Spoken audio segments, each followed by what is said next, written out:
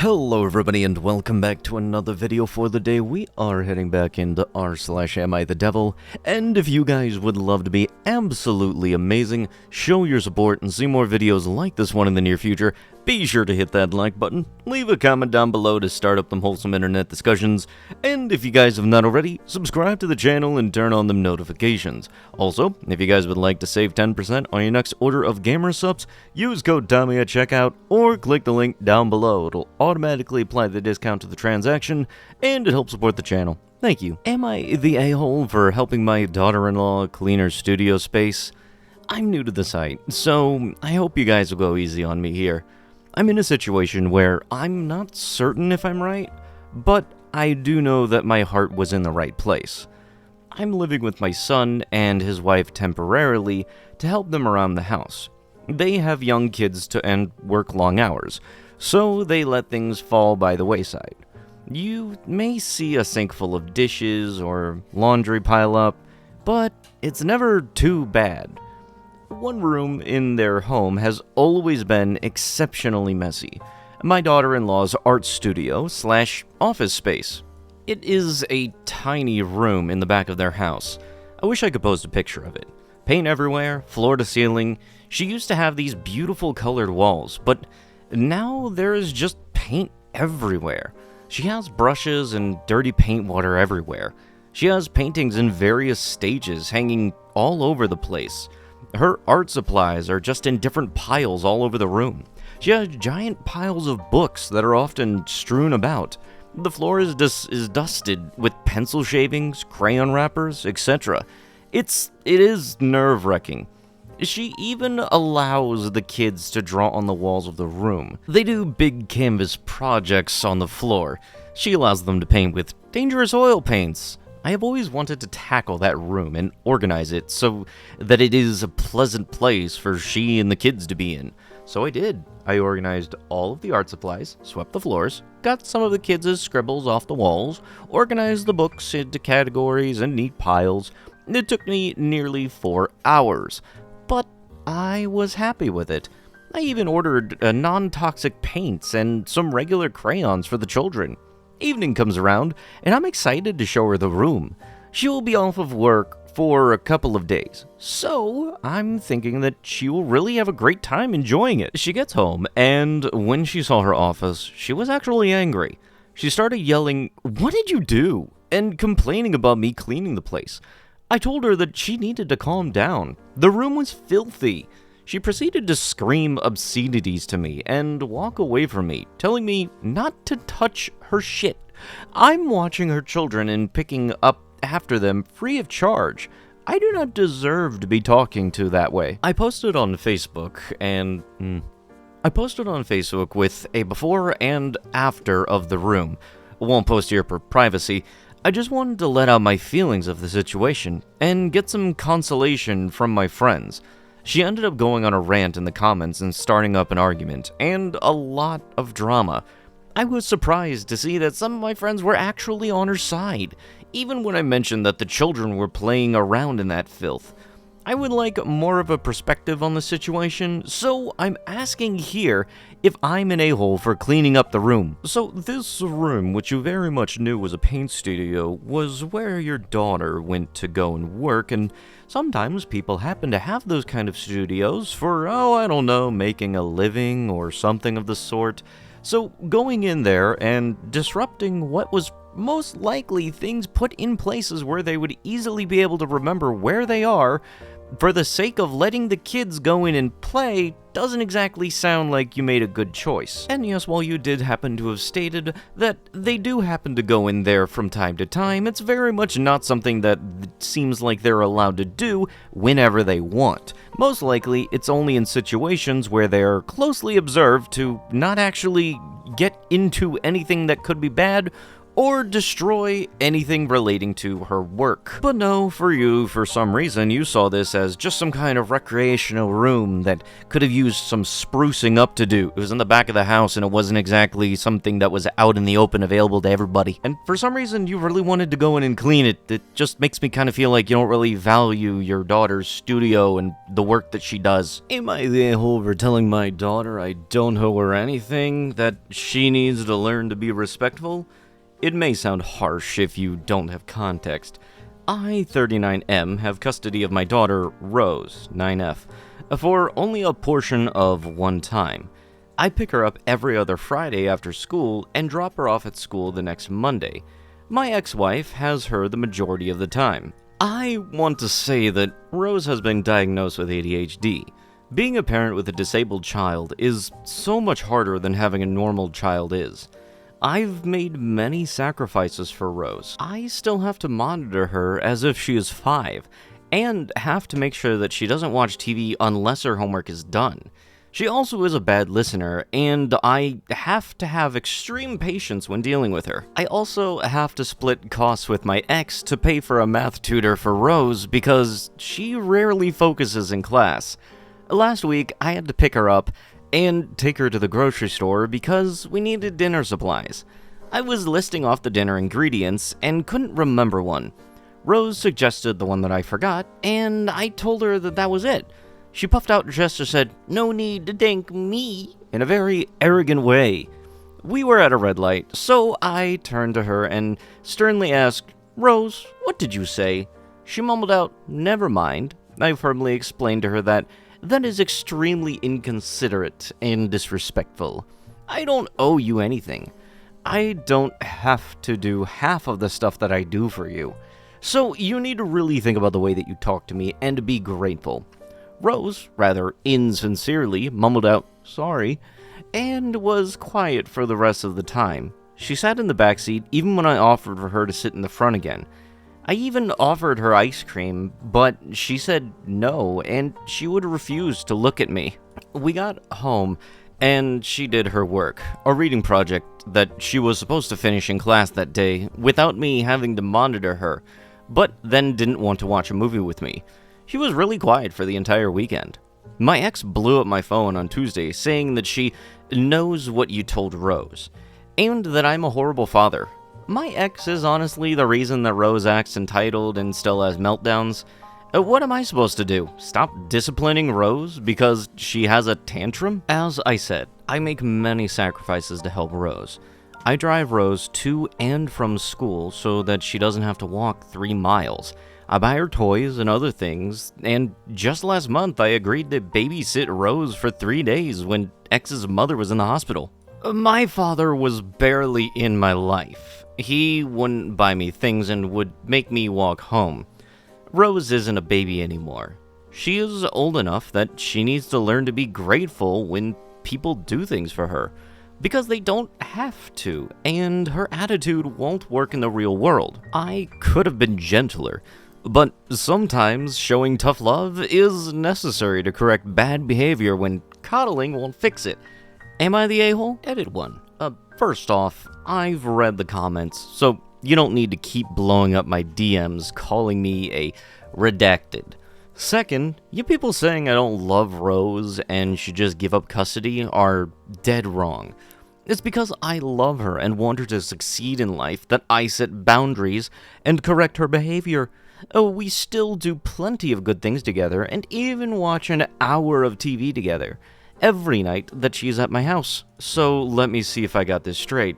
9-year-old acts like a 9-year-old because they did something and actually was good at remembering something, felt good about it, felt a little, I did it kind of feeling, and then you get upset at them for that, and you're wondering why they then don't want to have much to do with you or interact with you overall. Dang, ain't that a little weird? But, you know, you're making sacrifices by setting boundaries and disciplining your kid when they honestly don't deserve it. This kind of acting honestly has me kind of not really being surprised that your wife has the majority custody. Am I the a-hole for not wanting the custom bridesmaid dress? One of my 30F friends, 28F, M, is getting married next year. Her and fiancé are very into horror and witchy gothy stuff. And not my taste, for religious reasons. It's never affected our friend group. We usually just avoid religious talk, and Em will shut her altar whenever I come over. They've both always wanted a horror-themed wedding, and saved up for years for it. But I figured it would be spooky, but didn't quite realize how much until last month when Em chose bridesmaids and showed us the wedding plans. Guys, it felt more like a movie or some Halloween party. They're even considering asking some scare actors they know to dress up and be greeters.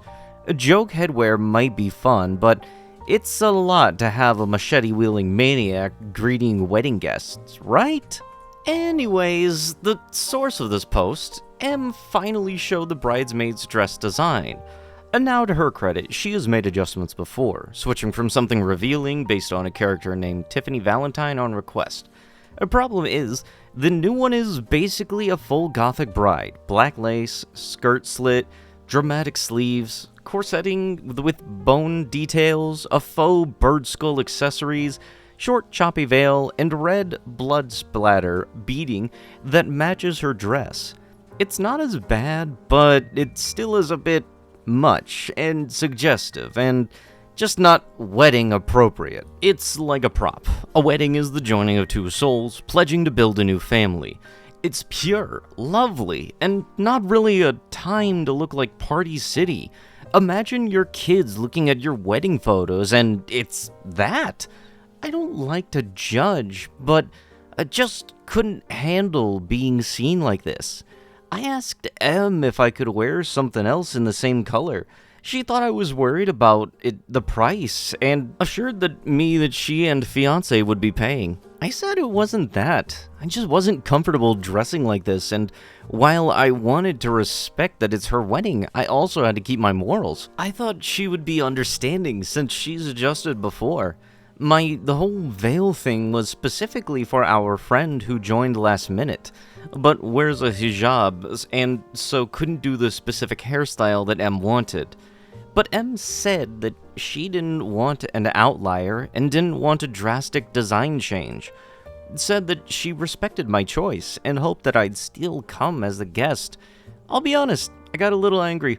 I said that it was ridiculous to push me out of the wedding over a dress. She said that she wasn't, and she wanted to both keep her vision and not force me to.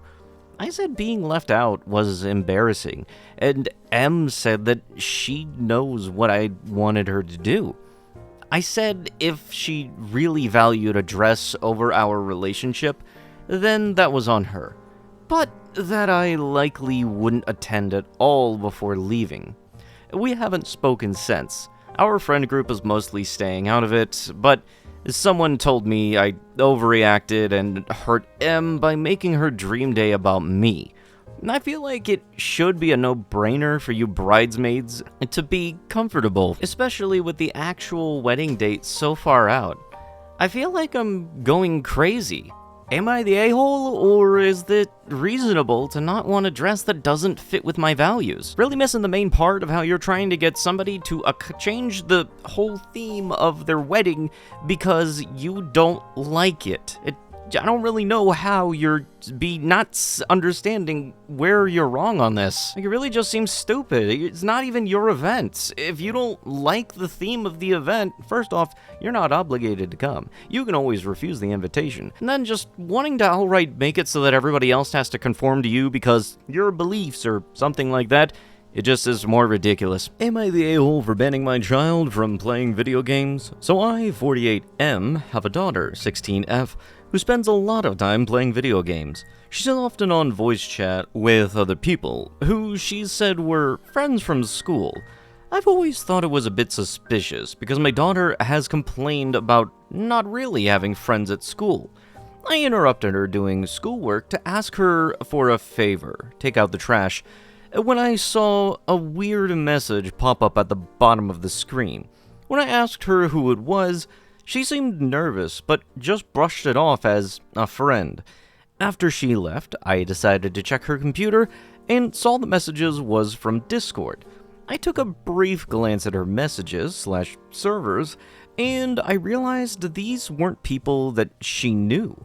I interrogated her about it, and she got defensive because I went onto her computer, but then admitted they were online friends. She said most of them were other girls her age, but some were guys, and some were older. Not that it matters, people can lie. I've always had a strict rule over online access. No online friends, no talking to people online, and preferably no online multiplayer games. You don't know who is behind the screen, and they could be dangerous. This has been a rule since she was a child. I've decided to ban her from playing games. She's allowed on the PC to do schoolwork, but during strict times, and monitored. My daughter started crying when I told her, and she knew what she was doing and how to be safe. And these were the only friends, and it's a quarantine, so she's isolated. I told her this was for her own protection, and she started screaming at me. My daughter hasn't left her room. My wife has taken my side, but I'm wondering if I'm in the right here. Am I the a-hole? Edit. I talked to my daughter about this, and apparently she's been breaking this rule for longer than I thought. Apparently she had online friends when she was 11 to 12 and playing Roblox/Minecraft. She tried to use this to show me that she knew what she was doing because nothing ever happened to her back then and she was safe. I'm furious that she broke this rule even when she was little and has no respect for me. I've acknowledged that it is difficult to find stuff to do during this time. I've decided to allow her to play single-player games, but only for a limited time, and she has to ask permission and show me the game that she is playing and proof that it's a single-player. I did tell her that she could still play online if I could join the call to listen in on the conversation and read all of her messages. She refused, saying that I would make things awkward and it would be embarrassing for her friends and she'd rather not play at all than have me sit in during the call. I thought this was suspicious. What is she hiding? I'm going to be looking up a tutorial for blocking Discord on her internet, but she is still able to play games during this time. Edit 2, you don't need to be sending rude messages. Edit 3, my daughter has found the post. I'm pretty pissed and even more betrayed that she was on Reddit because this site isn't for children. She saw some of my comments about her and is pretty upset, particularly the one where I said that she wasn't much of a looker, and isn't even talking to me now. My wife isn't even taking my side anymore now. Edit 4, well, she did talk to me, to say a lot of hurtful things, and then proclaim that she has in fact been in 2 relationships and dumped both of them. I'm starting to realize that my methods were flawed and ineffective. So, instead of you being a parent and actually considering what your kid happens to be going on and maybe asking them to explain what it actually is that they're doing on stuff like Discord, which during quarantine was very useful because it was a nice way to have a community or keep up with friends. I do both, actually, very much so, both community-wise and just using it because it's a nice way to keep up with friends, you know, instead of using, like, Facebook or some other shit like that. Are there bad parts of it? Yes, there can be. Is it the majority? Probably not. Also, it's kind of weird that you're going to Reddit to ask random people on the internet your opinion about this when the main issue was you thinking that your daughter was talking to random people on the internet. You don't want your kid playing online games, don't connect the consoles to the internet. It's about as easy as that. Yes, there are some games that need an internet connection in order to function properly. Those ones will die out as soon as the companies happen to give up on them, which is why I like retro consoles. That also being said, maybe just use the internet connection to download the game to the console and then disconnect the console from the internet. It's really not that hard. And if you don't want your kid playing online games with a voice chat, don't get them a microphone headset that connects to the console. And also, what do you want to bet this is the exact same parent that stuck their kid in front of an iPad instead of being an actual parent? But with that, that is going to have to be it with the video. If you guys would love to be absolutely amazing, show your support and see more videos like this one in the near future, be sure to hit that like button, leave a comment down below to start up them wholesome internet discussions, and if you guys have not already, subscribe to the channel and turn on them notifications. And I'll be sure to see you guys in the next one. Thank you so much for watching, and bye-bye!